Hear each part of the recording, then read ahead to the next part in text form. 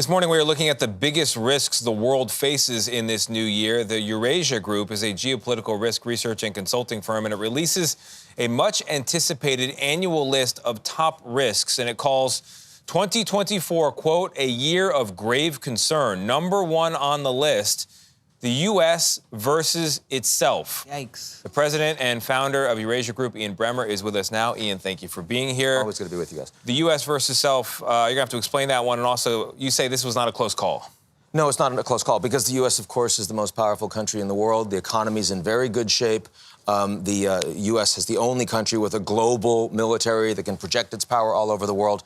But it's also by far the most dysfunctional political system among the wealthy democracies. We are the only wealthy democracy that cannot guarantee a free and fair, legitimate transfer of power, which is essential to a functional democracy. I travel all over the world. Our allies are deeply, deeply concerned about the state of U.S. democracy in 2024 and this election process. Our adversaries see this as an opportunity for chaos that they will be able to operate in. It is. I've never seen anything like this in my life, right? Because there's so much misinformation?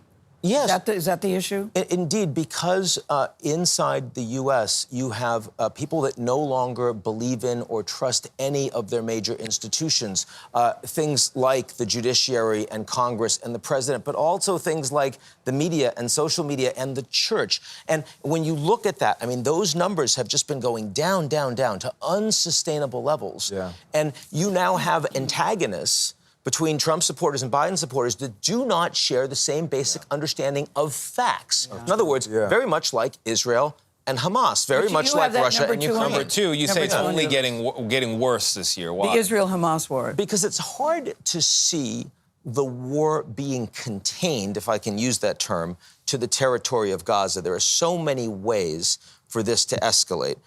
First, the fact that the Israelis, and not just Netanyahu, but the entire war cabinet, want to use this to prevent other organizations from threatening them going forward, especially those that don't recognize the right of Israel to exist. And that means Hezbollah, degrading their military capabilities, pushing them back from the border.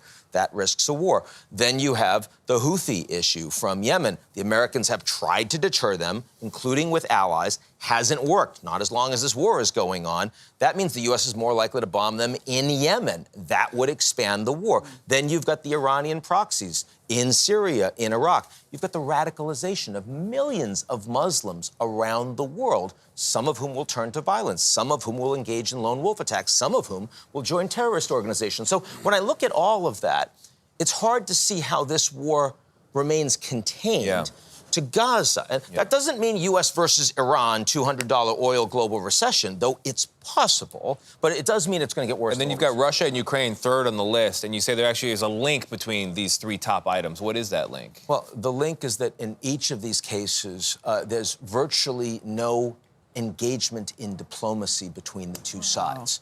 Right? Not between Republicans and Democrats. No, they're just looking at impeachment and trying to get each other off the ballot and all that. Not between Israel and Hamas. Possibilities of a two-state solution in this environment, zero for the foreseeable future. Do you have any good news on the list? Yeah. I do. Do you? A couple of pieces Let's of hear it, good please. news. One is that there are so many, billions of people are going to the polls this year. And other than the United States, most of these elections are going to be quite stable and smooth. Mexico, India, the European Union, Indonesia, massive areas of populations and economics that are really unsurprising, very stable transitions. It's sort of chilling to hear that the United States isn't stable, but go ahead. Less than 30 seconds. And the second big one is that the United States versus China, which is the most important geopolitical relationship in the world. The U.S. is not looking for another crisis to add to this, especially in election year. And the Chinese economy is really underperforming. And that's why they're engaging so much at the high level. There are going to be problems like the Taiwan election next week, the South China Sea, but they will both be adults and try to manage them in 2024. That's a surprising piece. A quick yes or no. Concerned about AI? More excited than concerned, but concern is there. All right. All right, Ian Bremmer, always good to have you here. Never enough time when Ian Bremmer's sitting in the chair.